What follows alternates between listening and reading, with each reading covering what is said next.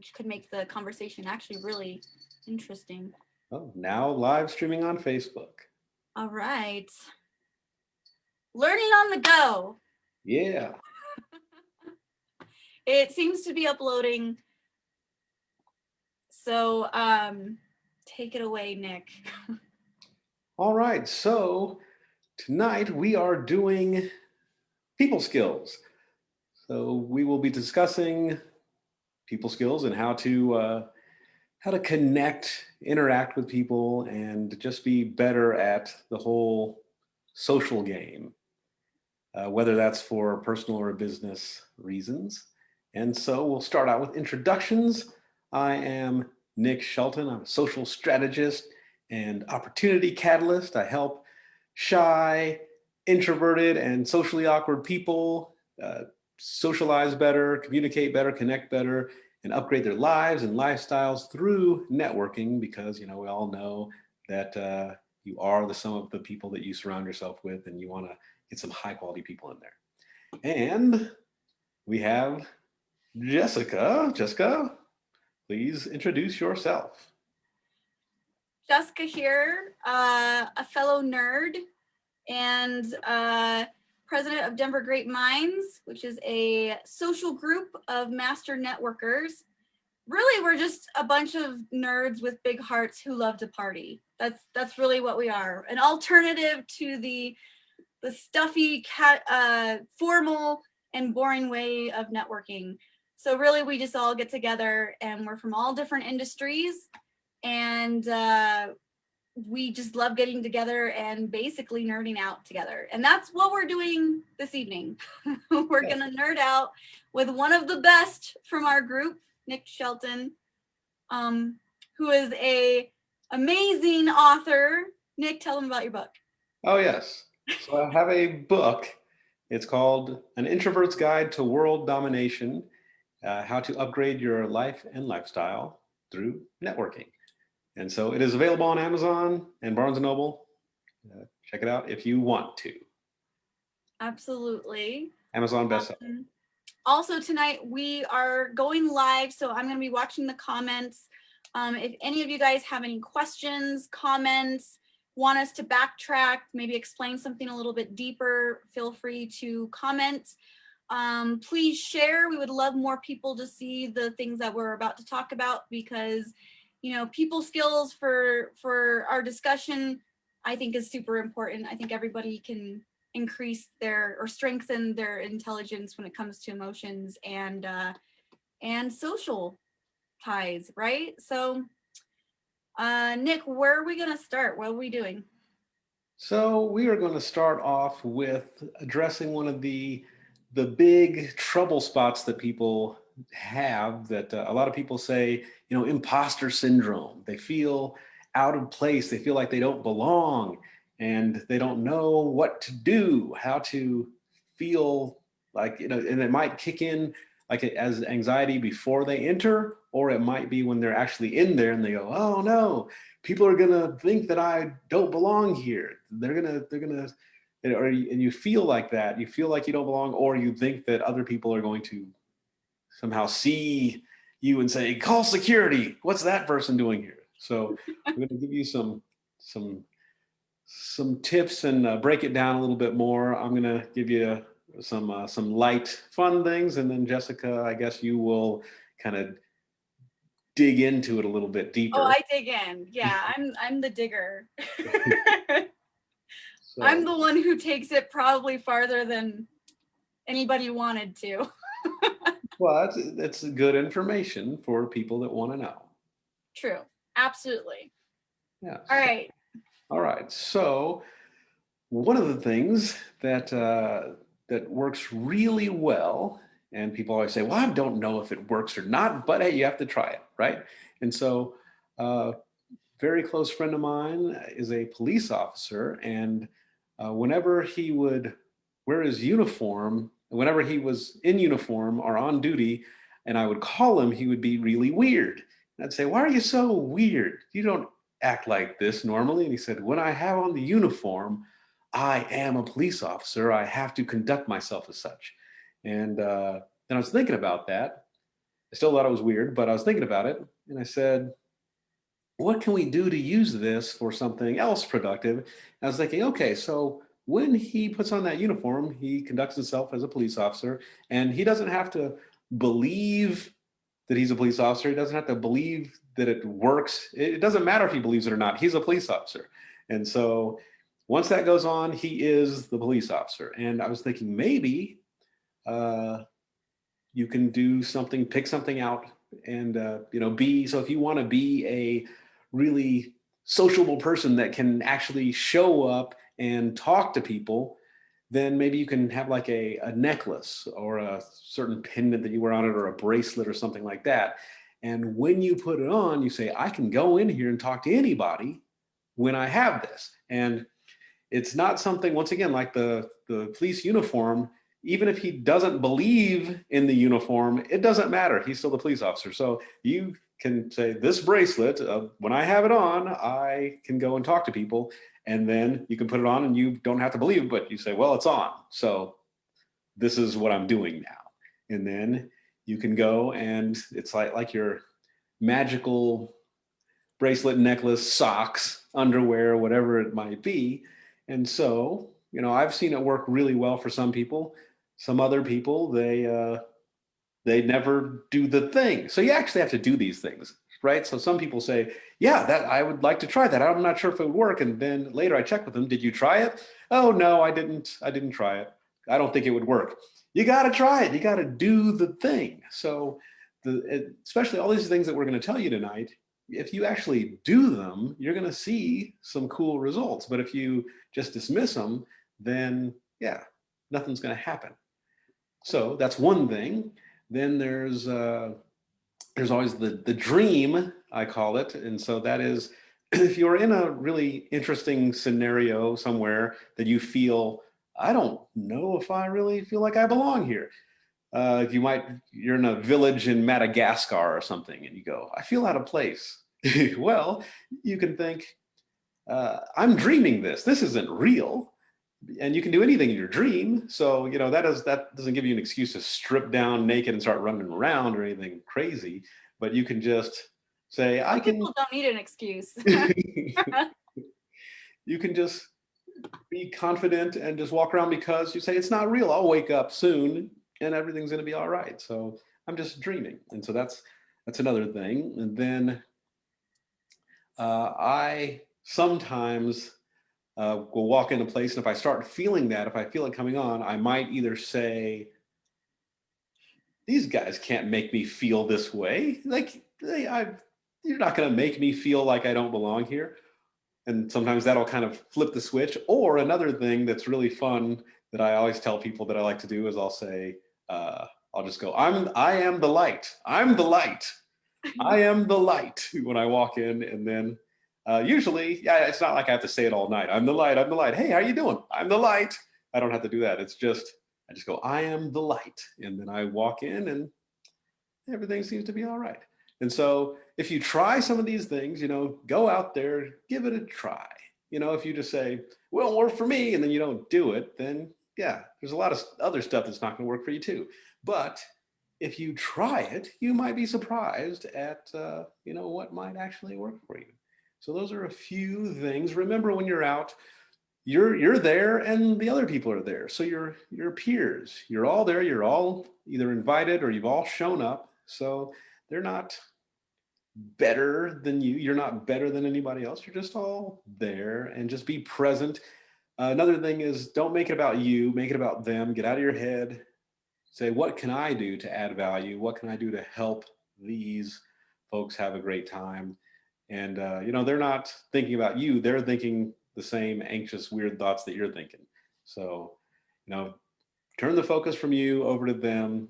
Say, what can I do to add value here? And everything's going to be okay.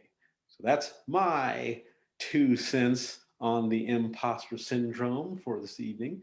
And I'm going to turn it over to Jessica to dig in. Tell us about imposter syndrome from your angle, Jessica.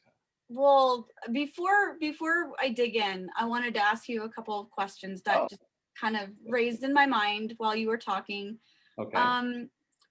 who would you say experiences imposter syndrome most likely? Like what type of person like experiences that the most? Let's see, it seems like it's a really wide range of people because I was also trying to see if there was a certain type of person that experienced it, but there's so it's not necessarily introverted people or shy people. There's also extroverted people that feel it too, and there's all kinds of different personality types, and there's older people, younger people. So I would say it's a lot more common than most people think it is, because I think a lot of people just think it's just them, but I would say it's probably more people. If you go to an event, probably there's a good chunk of people there that are feeling that. And so, but I wouldn't say that it's just a certain type of person from my experience. And how would somebody know if they're experiencing like a regular type of anxiety and when somebody's experiencing imposter syndrome? How would somebody tell the difference? Well, I would say that, so there's a lot of similarities in there. So yeah, it could kind of, there could be shades of gray that cross over, but I think the the anxiety is just like, oh, what am I, it's this kind of, well, you feel anxious. Imposter syndrome, it would also include the anxiety, but then it might have this feeling like, I don't feel like I really belong here, or I'm going to be discovered and they're going to know that, if I'm at the watching the polo event, they might say, well, what are you doing here watching this polo? But no one's going to say that, but you might feel they're looking at me because they know that how to I don't know about polo. So it's just this feeling like you're going to be outed or discovered, like you're somehow uh, undercover in this area, and people might find out that you don't really know what you're doing, sort of thing. Mm, That's so, and that's a bit different than just being anxious. Just being anxious, you're just like, oh, I don't know what's going on. I don't feel like I can go in there. But so there's one that's kind of like this discovery, this unmasking, and the other one is more of just the anxious feeling. yeah, absolutely. Well, so you touched on something that really differentiates regular anxiety from uh, feeling like you're not capable or feeling like you're feeling insecure. So one, anxiety, if you're in a situation that you're not really prepared for, that's one thing. But when you are internalizing it and feeling like you are dropping the ball or like you're basically not worthy in a sort, right? Right. The deep-seated root to imposter syndrome is insecurity. Feeling like if you don't do something, then you won't get something in return, your desire. So usually if you actually ask enough people, that is, they're not going to get love. I mean, well, let's get right down to the core issue is they don't think they're going to get recognition. They don't think they're going to make the money. They don't think that there's something that they're not going to get. And that's usually tied to not feeling worth it. What a lot of people don't understand is that limit, that basically when you get triggered by imposter syndrome, which can happen to anybody, like you mentioned, it doesn't matter if you're introverted, extroverted, or anywhere on that scale. Everyone has this like point where they feel like, oh, I think I'm having too much success. So they actually start being afraid of success. And that's where you start asking the question, how much is too much? Like, how many good things do I really deserve? A lot. Right? Yes. And for everyone, it's different. So if you look at some of the high performers who claim that they are experiencing imposter syndrome, somebody who's extremely good at whatever they do, and they're telling people like, I actually feel like I don't deserve this. And so what's interesting with imposter syndrome is, why would somebody not feel like they deserve good things? Why would somebody not feel like, even if they have the skill, right? Let's say when someone doesn't have the skill, totally makes sense that they feel like an imposter. Right. But what's interesting is whether you have the skill or not, you actually could experience imposter syndrome. So it's not really about your capability, is it? Right. It's more about something deeper. It's more about your beliefs or surrounding what you're doing. If you're really tapped into something that you enjoy and you start getting a lot of really great success around it, the average person will then sabotage themselves so that for some reason, right, there's a ceiling there. They can't get past it and they'll start blaming it on everything else. They'll start blaming it on the economy. They'll start blaming it on this. Really, when they're blaming it, they're just not taking responsibility for what they're feeling. So when you get to a high enough level and you're like, I love doing what I'm doing, I'm good at it, and yet I still feel like I don't deserve this. That is a deeper rooted issue. And the way you can get over that is tackling the real issue at hand. Which is what, Jessica? What's the real issue at hand? The real issue is, I'm going to state this simply, and then if you need me to go into it, if it's confusing, please let me know. Because to me, it seems simple, but that's just because, I've done the research. It's a very delicate cycle, relationship between you and other people. And it's you trying to find people to convince you that you're capable and worthy of love, mostly. But it's kind of this weird mirror effect where you're actually trying to convince other people to convince you that you deserve it. I hope that makes sense. It does make sense. And when you look at it that way, what's interesting is, a lot of entrepreneurs, a lot of business owners, a lot of influencers, a lot of people who are trying to achieve something big or great, they have big dreams. That's why they get to a certain point where everyone else is telling them how great, awesome, you're really skilled at this. But either you don't believe it or you feel like they aren't being real with you. So it's all a mind game. It's basically this imaginary wall in between you and what you're really trying to do or what you really want. It's this wall. It's like, I like to call it a holographic wall, because in order to remove the wall, you have to realize that the wall isn't even there. Right. Like, you don't really need to have their validation. You don't really need to have them tell you if you're good. If you enjoy what you do and you're good at it and you're making great money at it, you really don't need someone to convince you that you are finally worthy of whatever you're chasing. And that's a good question to ask is, what are you actually chasing?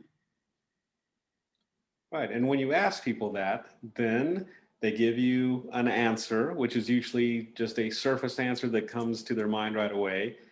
And then you follow up by asking again. So if they give an answer like, if you say, what are you chasing? And then they say, I'm chasing financial freedom. And then I guess you would say, why are you chasing financial freedom? And then they would say, so then I have more options. And then you'd say, why do you need more options? Is that the right, is that correct? And then it's a rabbit hole. Yeah. You just keep asking why. I like to ask people, because at least for me, I heard that a million times in my career. Like, why are you doing this? And I was like, I don't know why. I'm just doing it. So for me, at least, it was better to ask, what are you chasing? What are you actually chasing? And it started getting me to think, what am I actually trying to get here? And for most people, I haven't found anyone who hasn't fit into this category. they start seeing their values. They start like actually coming up with answers that they actually care about. And what's interesting is if you go deep enough, you start realizing those surface answers, A, were not accurate, but B, like usually not even in the right ball field.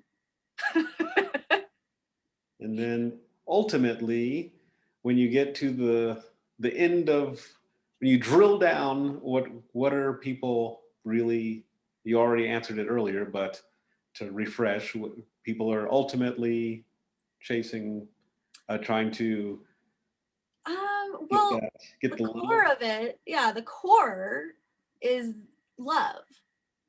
Love is interesting, intertwined with survival.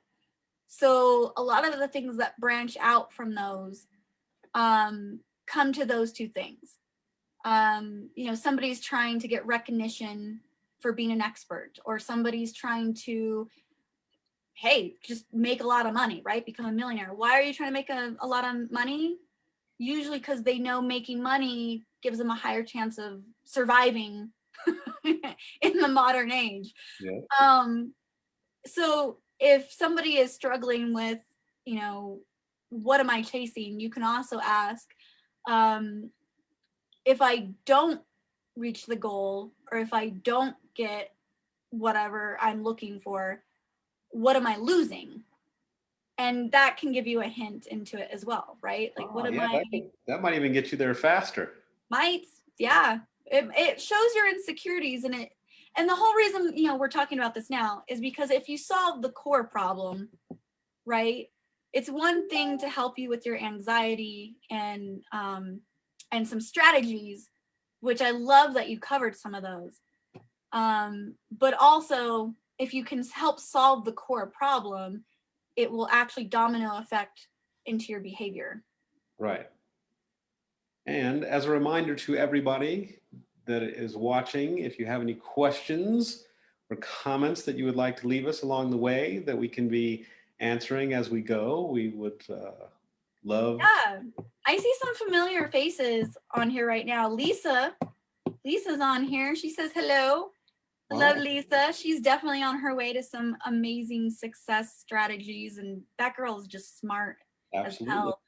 hell. Omar's on here. Hi, Omar. Um, Lisa just heard my compliments, and she's like, "Yeah, I am your cheerleader, Lisa." But yeah, if there are any questions, this is a great time. You know, you've got Nick Shelton, who is an introvert expert on world domination, and you have a super nerd right here. I'm an entrepreneur and a lady in business, Yes, a a lady. Mexican lady. Yeah. I've got a lot of minority advantages going for me. Yeah. So Yeah. So if you have any questions that are on your mind, this is the time to ask when you have us. While you're thinking on it, feel free to send it our way. But while you're thinking on it, we're going to go on to the next topic. What is the next topic?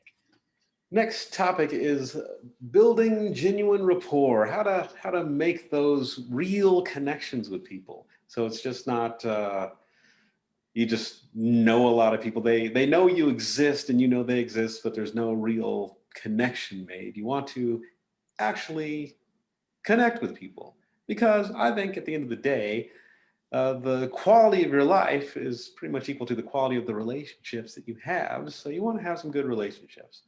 And to have that, you got to connect, right? Yeah. So building rapport. So I once again will give you some things on how I and some of my clients and students have been able to do it successfully, and then Jessica is going to throw down some knowledge. Some Take it knowledge. way farther. Well, So, you know, at least nerd out about it, yes, we which will is do what some. you and I enjoy doing, whether people watch or not. This is Right, just right. It'll be what we some do. good. And so, um, I know that one really great thing is when people have shared experiences. People really bond over shared experiences.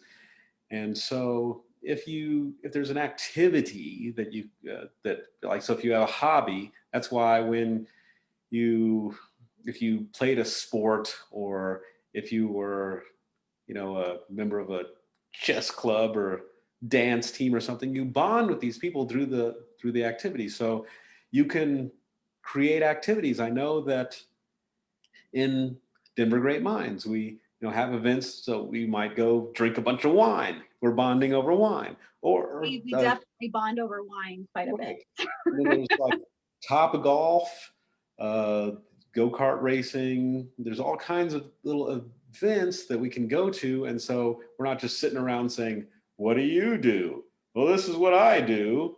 You know, because that's, you know, that's not building rapport. But if you are actually spending time with someone, you can kind of let loose and be yourself in a non-threatening environment, just a natural, fun environment. You're having fun, laughing, and you know, seeing people. You know, you can let your guard down. People can just be themselves, and they feel safe and comfortable being themselves. And then that's when the real personality comes out, and that's when you say, you know, I really like spending time with these people. And so these these shared events, you can create them yourself. Like for me, I when I moved into a new apartment, I said I'm going to have a wine and cheese party, and I there's an e-bulletin board in the apartment place, and I said wine and cheese party on, you know, Tuesday, and don't bring any wine. I have all the wine. I got the cheese platter. And then naturally people came and they all brought wine. And I said, I told you not to bring wine. Then we had all this extra wine. But that, you know, it's a problem you want to have. But the point is that I met a lot of new people, and we talked about, you know, the wine, the cheese, the surroundings, the apartment complex, uh, those the carpets, those floor, what is it, floor area rugs. Talked about area rugs. I know that you're thinking, is that a bonding thing? Yeah, you can bond over area rug You talk. can, yeah, totally. Yeah. So it's just this little experience. So now people, they, you know, we got to actually share that moment. And then later on, when I would see them in the elevator, in the hallway or something like that, or by the mailboxes, say, oh, okay, hey, how's it going? I haven't seen you for a few weeks. What's going on? And, but we had that initial experience. And so if you can either show up to something that's happening to share an experience with someone, or create an experience. So like the wine and cheese thing, or I also did one with caviar. I hadn't had caviar before. I said, I'm going to try it, but why try it alone? I'm just going to sit alone in my apartment eating caviar? That's weird. So I said, I will have a caviar party. Hey, anyone who wants to try caviar, come have some caviar. So now I learned I don't like caviar. And so did pretty much everyone else. But there's like one or two people that liked it. But the thing is, now whenever they see or hear or think about caviar, they're like, oh yeah, had it at Nick's place. And it's horrible. And we bonded over how horrible it was. And, you know, we had several different types. And so it wasn't just one certain type that was bad. It was all pretty bad. But I've, you know, I could have it. If it's at your house, I'll eat it if you put it in front of me. But anyway. I was tricked into it, I will have you know. I was, my friend who like was like, have you ever tried this before? I was like, no. He's like, here, try it. And then he's like, do you want to know what it is? I should have said no. I should have said no. So you had it first without knowing, and then you were told. Yeah. Yeah. Thanks, Ty. My bestie Ty. Yeah, he did that for me. That was. It's a gift. But you remember, you bonded over that deception. Yeah, I know not to trust him when he says, here, eat this. Right. I will never do that again. I learned a little bit more about my best friend. Right. So these just shared experiences, people bond a lot over that. And then another thing that can help build rapport is asking advice. People love giving advice about stuff. And so if you ask advice, hey, so if there's, that's an example is, I like using beekeeping as an example. I don't keep bees, but I'm fascinated by beekeeping. So if I meet a beekeeper, then I would say something like, hey, if I wanted to keep bees, is there a certain hardy type of bee that won't die easily? Because I can barely keep an aloe plant alive in my apartment, and I'm afraid that if I get some fragile bees, then it's going to be an issue. So is there like a certain beginner's bee that's easy to keep and that won't die on me, and that I can get some decent honey out of the hive? And they'll say, you know, do I need the suit? Do I need the smoker puff thing? And then they're going to tell me.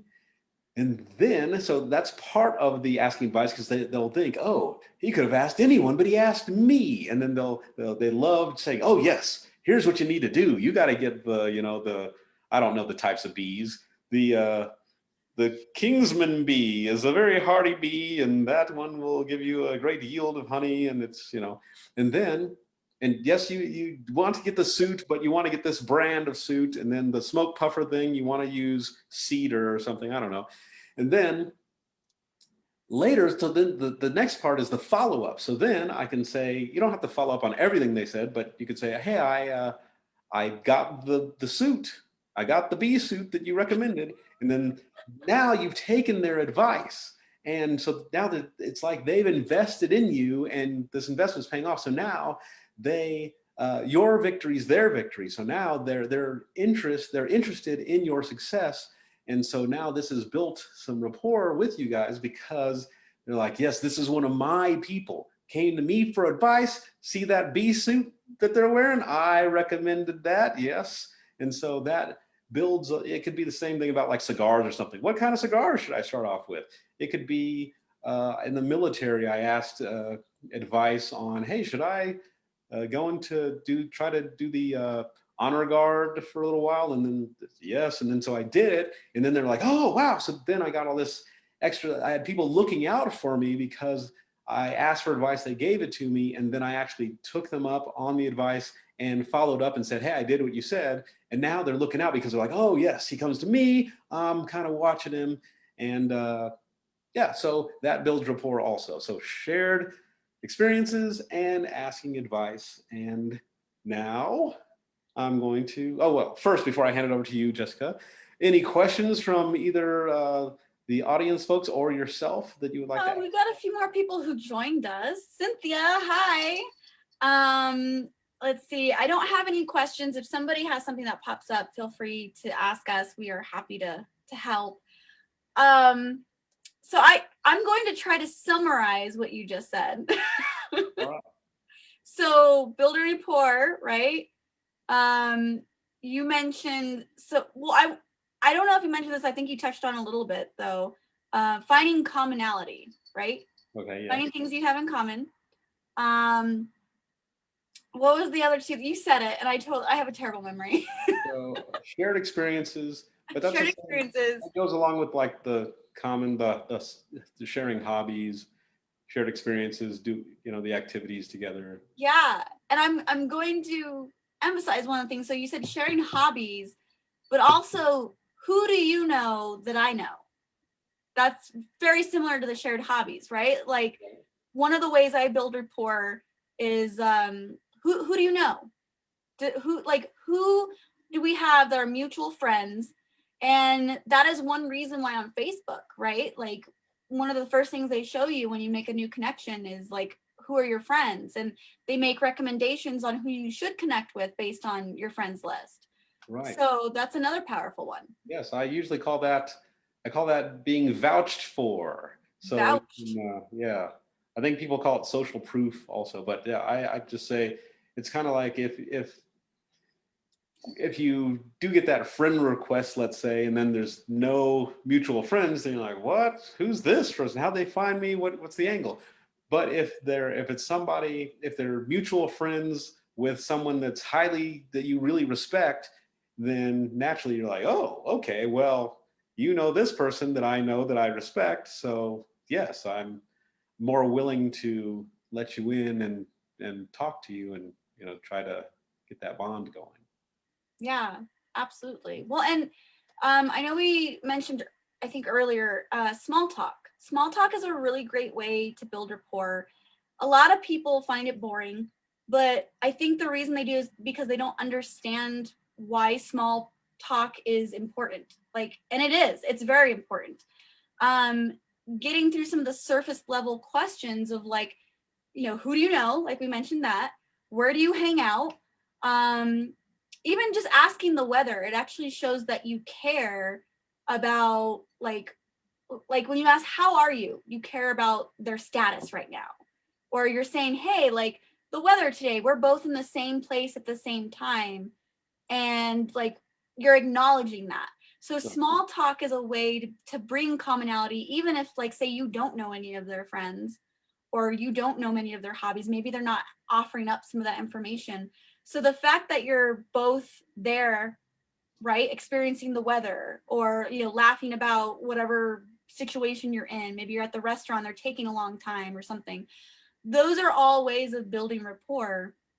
And it's not so much what you ask, it's the back and forth conversation. Right. The more back and forth you have, the more they feel, and you probably feel, that there's commonality, or at least like you're starting to evaluate, can I trust this person, right? So if you have the back and forth conversation as opposed to someone that you didn't, you feel like they're not as much of a stranger. Right. Yeah. Very true. Mic drop. Yeah, so yeah, the small talk is very important because yeah, you can't just skip to the deep conversations. You have to actually express that interest. Hey, I'm interested in opening up this dialogue. It's 8 o'clock. And then once you get through some of the light stuff, then you can go into the deep stuff. What are your biggest fears? You know, you can't just lead with that. I mean, you could, but you might get slapped or the police called on you, and or you might. No, I've heard people start like that before. They're like, "What was your biggest business failure? What was your biggest fear?" And then nobody was answering the person. I said, "You have to share yours first. Then they will share yours. You can't just walk around asking people stuff, you know." But you know, if it's light, like if I say, do you prefer mountains or beach? Then, you know, naturally you wouldn't be like, I'm not going to share that information with you. That's too close. You know, no, you just say beach. And I'd go, okay. We're going to move on to the next topic. But before we do, we have a question. All right. So Lisa asks, I'd like to ask, how do you start probing respectfully and effectively to get others to engage with your passions? So probing effectively. So she's wondering, how do you, and tell me if I'm wrong, I don't want to put words in your mouth, Lisa, but I noticed the word that she mentioned, probing. So how do you make someone feel comfortable that you're trying to get to know them, and like find the commonality with your passions without making them feel like you're being invasive? Well, Lisa, if that's completely off, not what you were asking, please tell me. I think that, you know, it's not too uncommon to try to find out what people's hobbies are and what their interests are.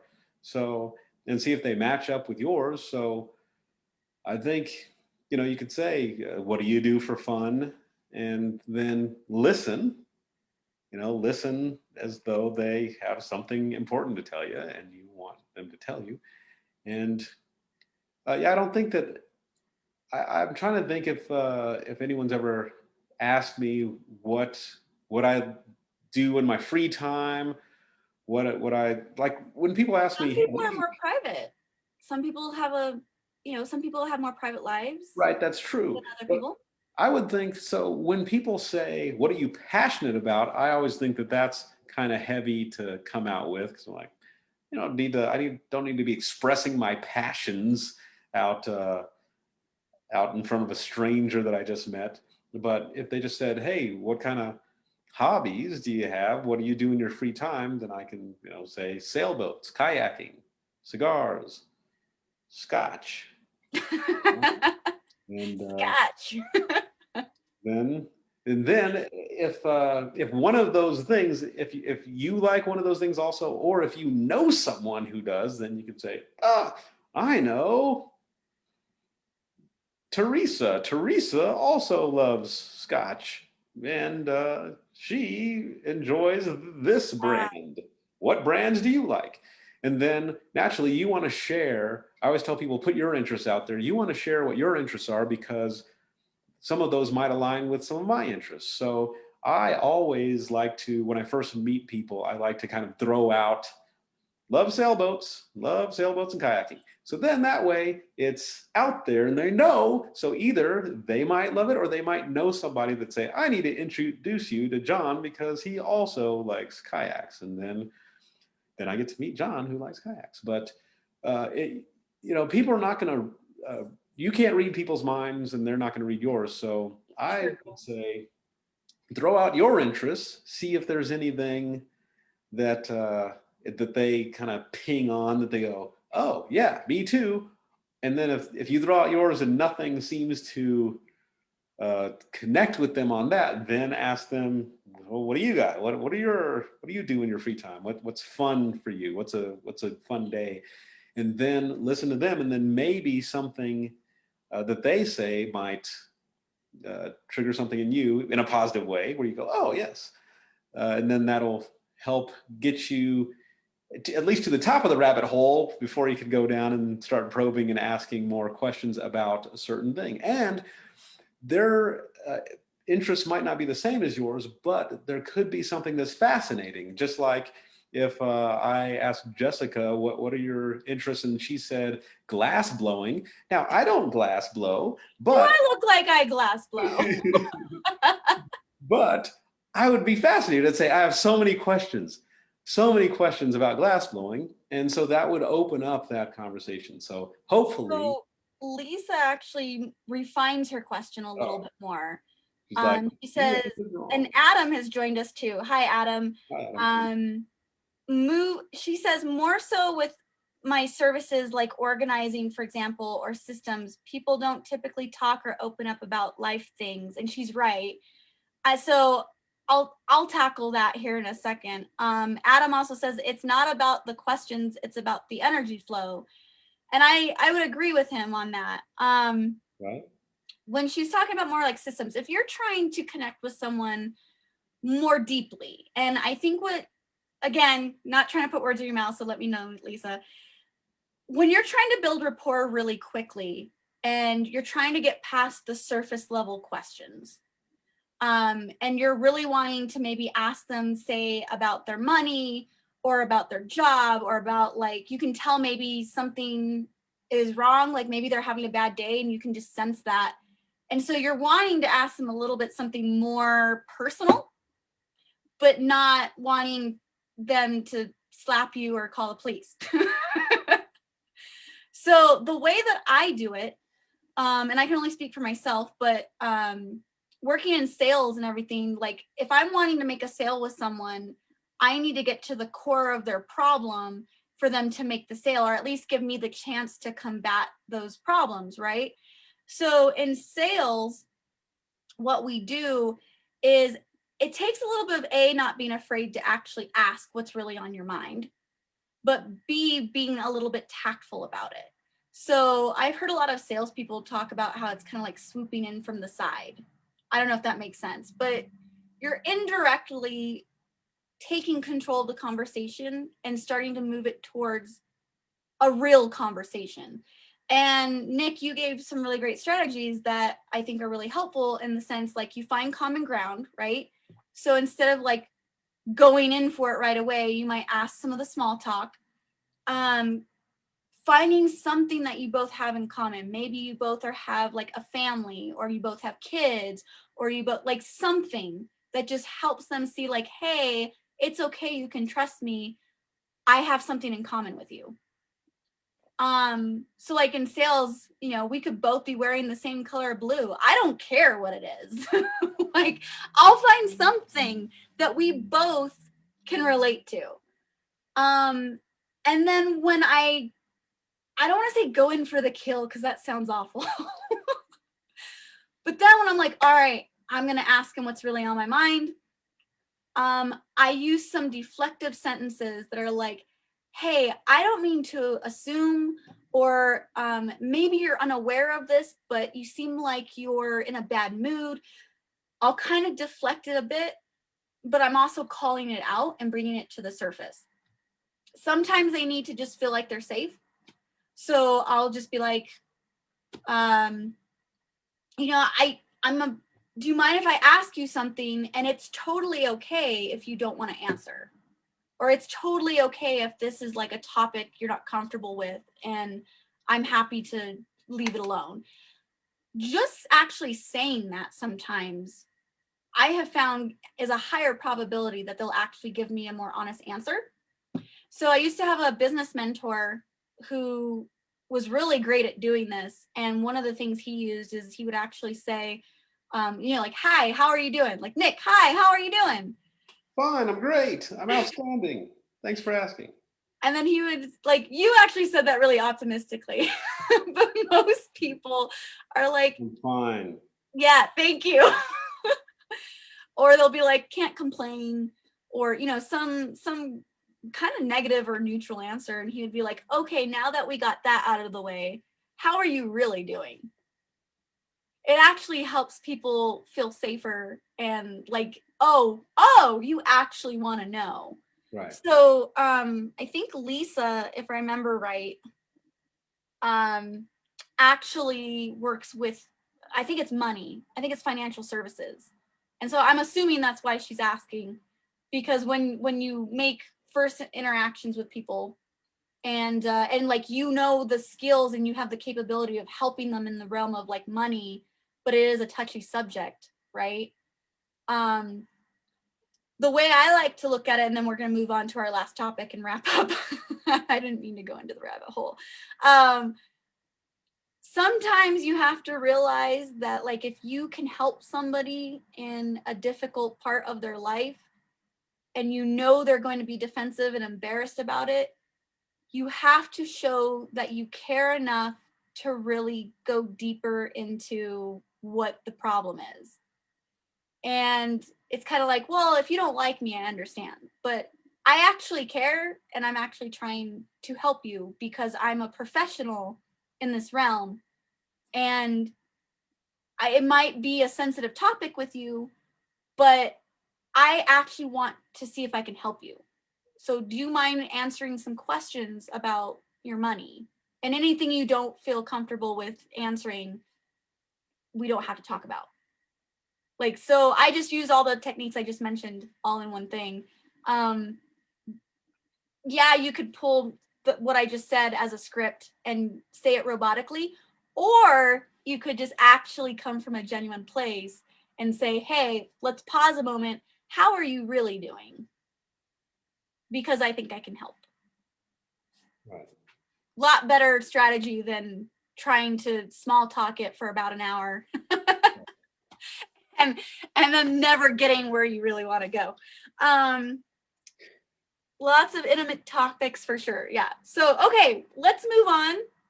If Lisa's good with this and she feels like we have thoroughly answered this question for her, let's move on to our last topic. Nick, go. Well, before the last topic, I believe you wanted to say one small short thing about social intelligence. Oh, sure. So, what do you mean by social intelligence? And you know, what could you explain kind of what that is to us? Yeah, I'll put it really simply. You know, when you start interacting with more diverse people, which is going to naturally happen in our modern age, right? We are more connected than ever with the internet. We deal with more people at our jobs. We're going to run into people who are not exactly like us, who have different opinions, who, you know, think differently. And when that happens, social intelligence is going to be extremely important, trending into the modern age. I see a lot of people struggle with this. Adam says, if the energy is good, you can get to any part of their story and ask anything you want. If the energy is bad, you will struggle with the whole process and never make a connection. And that's couldn't have said it better myself. Yeah, When absolutely. you start dealing with lots of diverse people, being able to have a conversation and connect with them on a real level is crucial. I mean, it's how people make money, it's how they solve problems. And what we're going to talk about here coming up, like we're going to give strategies and we're going to talk about it, but I just wanted to pre-note to it that everyone's different. And so you can't treat everyone exactly the same. There are some strategies or systems in place that allow you to make it easier on yourself. But there has to be a moment where you actually can be fluid or be flexible in how you interact with people. And some of the ways of doing that is being respectful. The power of neutrality, which is like, I don't need to push my opinions on you. Like, we can just sit here and have a great conversation. We don't know where it's going to go. We don't know, like, being neutral is a very powerful tool when it comes to social intelligence, and allowing people to just kind of, be who they are, like not trying to really make them more suitable for you, but just enjoying the conversation and enjoying the interaction. Right. Yeah. All right. So we'll move on to the final topic, which is maintaining relationships. I spoke with you earlier, Jessica, about how people are really crappy usually at maintaining their relationships. And that's because, well, maybe they don't see it as being as important as it is, or maybe they just don't have a system to let them do it with minimum time and maximum impact. And as you mentioned just a second ago, everybody's a little different, but I think that there's certain things that they can put in place that everyone can use and then kind of dial it in for their specific situation. So somebody who was in sales, it's going to be a little different than somebody who, works as like a waiter at a nice restaurant or something like that. It's totally Sure. different. Yeah. And so we'll talk about some maintaining relationships. And so what I always tell people to do, and a good place to start is what I started doing myself. It doesn't take a whole lot of time. I do it quarterly. Every 3 months, I go through my phone contacts list and my email contacts list, and I make a list of everyone that I have not talked to in 3 months that I should have talked to. And if I should have talked to them, I didn't. I put them on the list, and then once I have that list made, then I just start chipping away at that list. And so some people, so I'll set some time aside, and so you don't have to do the whole list in one day. You can just start working your way through it. And so some people are probably going to need a phone call. You'll know who those people are. Some people, I will do a video on my phone so they can see me, hear me, see my gestures, so they don't misinterpret anything, and it's more personal. And I think that people just like getting videos. And then if I'm feeling a little ugly that day, then I will just do an audio message, especially if I just woke up or something and I'm walking around in my pajamas. I can't send videos that way. So I'll do audio message. So then that way at least they can hear my voice. And, because it's different if you can hear the inflection versus like an emoji or something. But then if then some people I might do a written letter because people don't really get a lot of written letters these days, so it makes you stand out. And then like, wow, he actually sat down and wrote a letter, had to put a stamp and all that and mail it, so that's kind of a big deal. And then on the lower end of the spectrum, there might be an email or text. I try not to text if I really should have been talking to them, to say, hey, how's it going?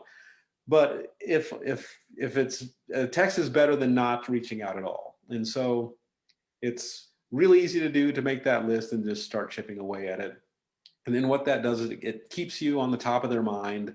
And so you'll be updated. You say, hey, what's going on with you? How's the new baby? How's your knee surgery? What happened with that? Then you tell them what you're doing. And then it just helps keep you updated, and they're updated on your situation. And usually they're happy to hear from you. And if you do this a bunch of times with somebody and you don't hear back from them, then that's, to kind of knock them to the bottom of the list. But a lot of times people get busy, and a lot of you might say, oh, well, they have my information. They can reach out to me. But, you step up, you do it. And it makes a huge, huge difference. And so if you just get that initial part on reaching out, then depending on, what your purpose is for following up, then you can kind of dial it in for your industry or whatever the personal reasons that you need. And so you can add on to that specific to your own wants and needs. But that's my 2 cents on that. And now, Jessica, any questions, comments, concerns on that? And then I guess you share your way of maintaining relationships. Well, I completely agree with everything you just said. Excellent. Thank you for covering all of that so I don't have to. I think where people get hung up is they don't know when to use technology and when not to. They don't, like, a lot of people try to take shortcuts. Lisa and I have talked, I see you, Lisa. We've talked a lot about shortcuts and like how a lot of people default to what's easy. And there is a time and place for what's appropriate for technology to help make it easier for you. And then there's a time and place to be more organic, more personable, and more you. Like, it needs your touch, it needs your thumbprint on it. Right. The more that you can put your own essence, if you will, to something, the better. But let's just be honest. I mean, especially if you're building a business, like time is precious, right? And as much as we would love to send everybody a gift bag, like every single customer a gift bag with a heartfelt handwritten letter, you can't. Right. So at least in business, and you can apply this to your personal life as well. It's just in business, it's just more evident, like it's easier to see.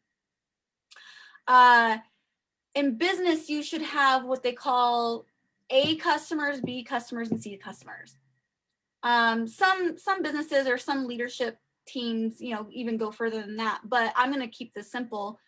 Your A customers, or in your personal life, your I call them my inner circle, and those are your close friends, right? So these are the people who are not only responding to when you outreach, but they're reciprocating.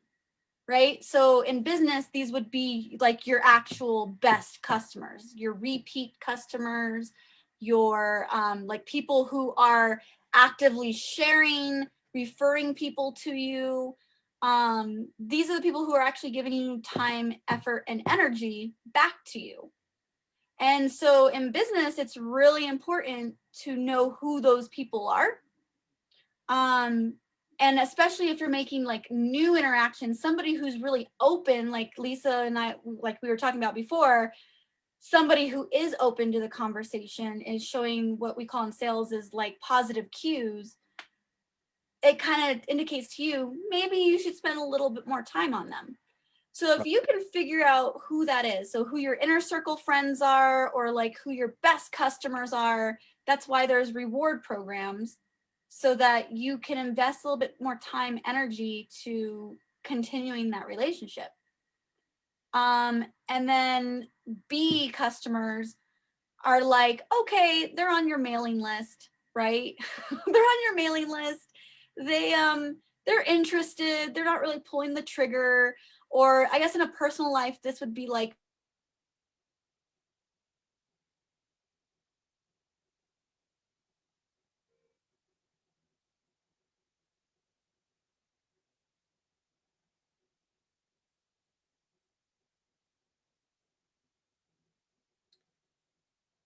Hmm.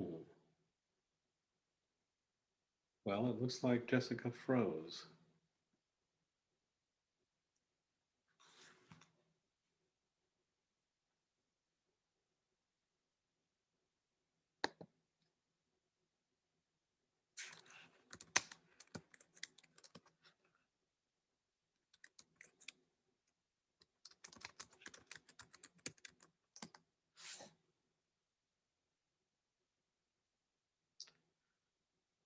So looks like Jessica froze, and so she was talking about the different levels of customers. Are we still good? Let's see.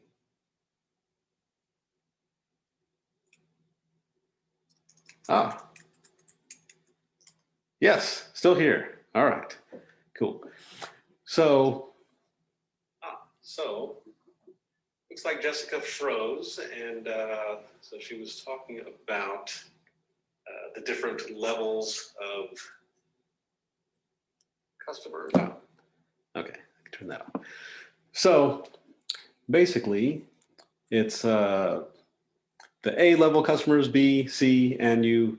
The A is the inner circle, B is on the mailing list, C would be the people that are kind of barely in the loop, but they're still there. So, they can be upgraded or downgraded at any time.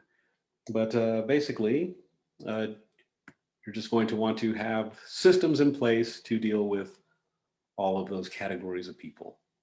And I don't know exactly what Jessica was going to say about that, but depending on your own situation, you're going to want to adjust for the best way to do that, because you don't want to make a lot of connections and then just have them all fall away, whether it's in your personal life or in your business.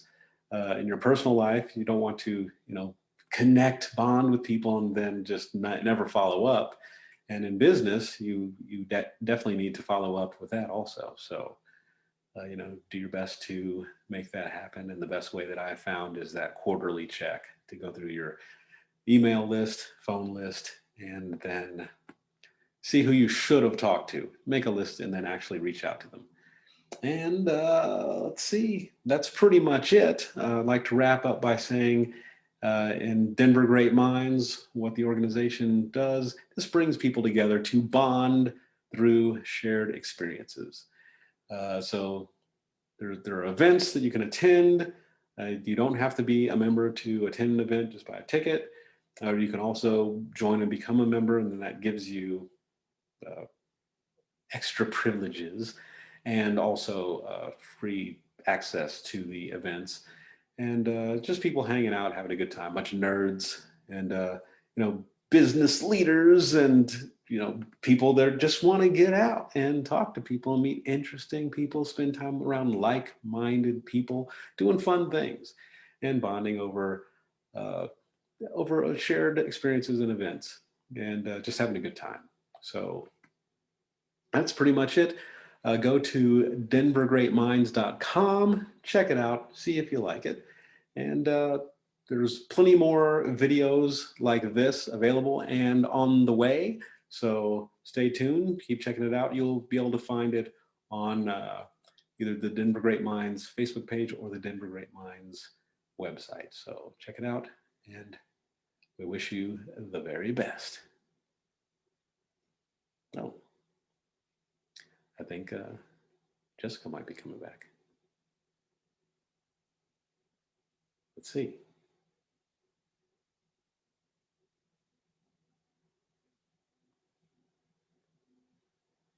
Or not. All right, well, I'll give it a few more seconds just in case. Yeah, looks like it. Looks like we're making some progress.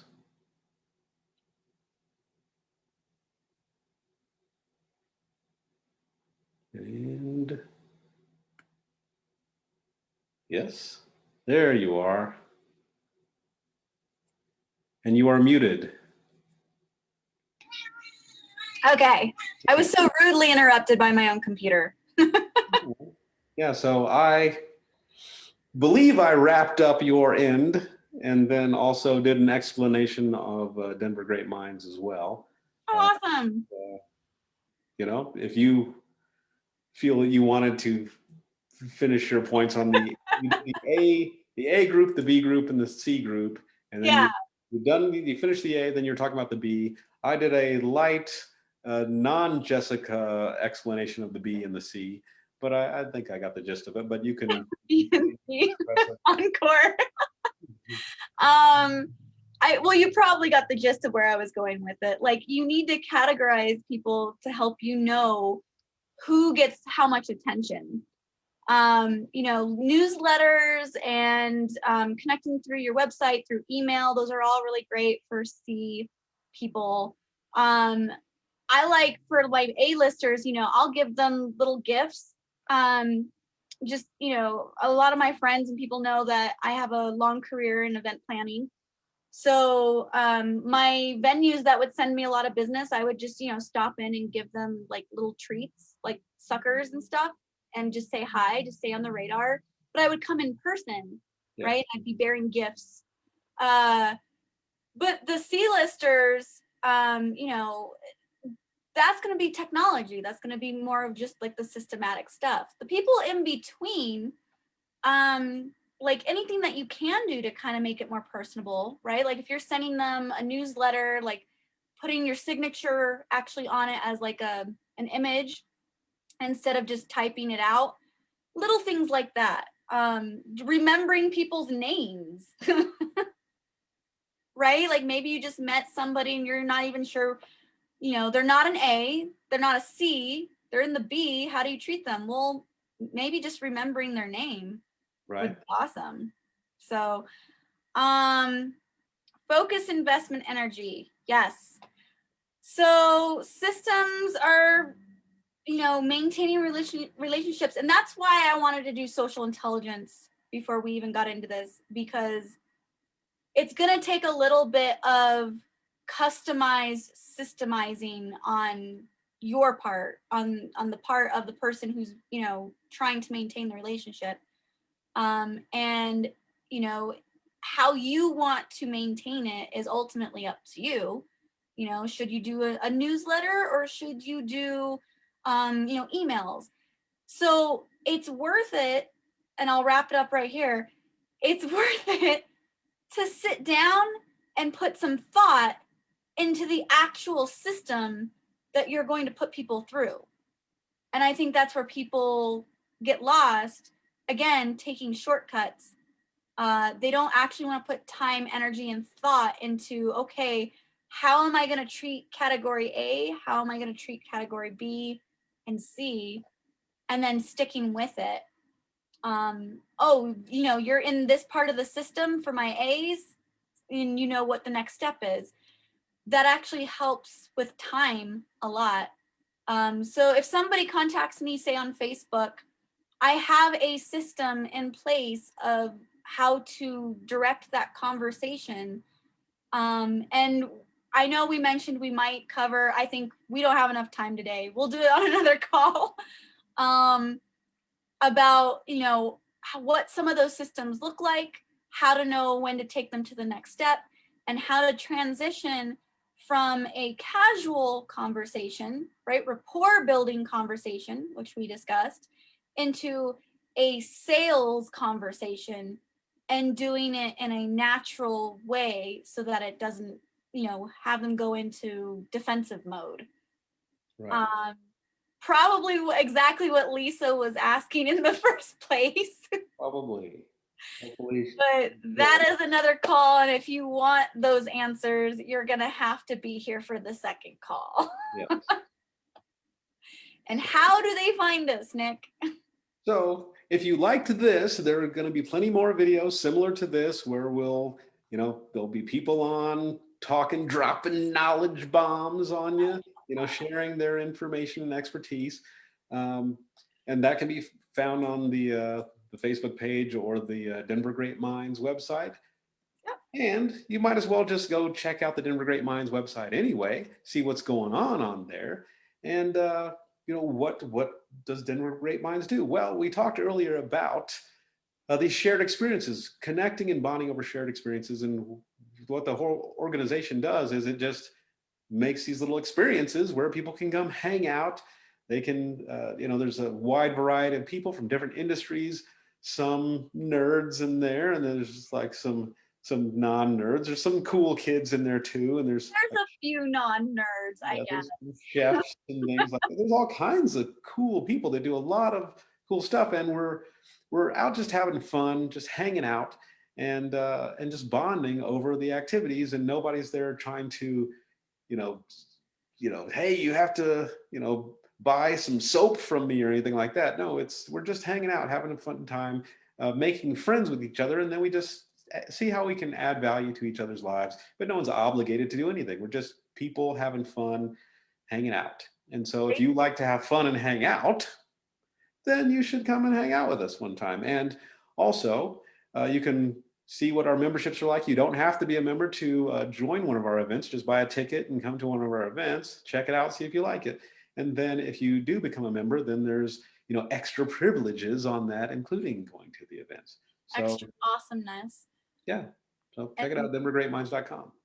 Basically practicing what we preach and doing what we did tonight, just on a grander scale, right, and with cocktails. And we have virtual events and we have in-person events as well. Yeah, we're one of the few networking groups overall who are still hosting in person, doing it safely, of course, and allowing for social distancing and being careful, but also recognizing that it's important for us to get together and spend time together to build rapport. See how that works? Yeah. Building rapport. Yes. Well, I guess that's it then. Well, thank you, Nick, for joining me and nerding out for a bit with me. Absolutely. And I know that you're one of our best speakers at our events. I mean, you have a plethora of knowledge surrounding relationships, and you are one of our Denver Shakers on our leadership team. So thank you for being a part of that. I hope everyone here has a great, amazing evening. You are welcome to continue to review this video, leave more comments. I will continue to reach out to anyone who has more comments or questions. And that's it. Have a great night. Bye, everyone. Bye, everyone.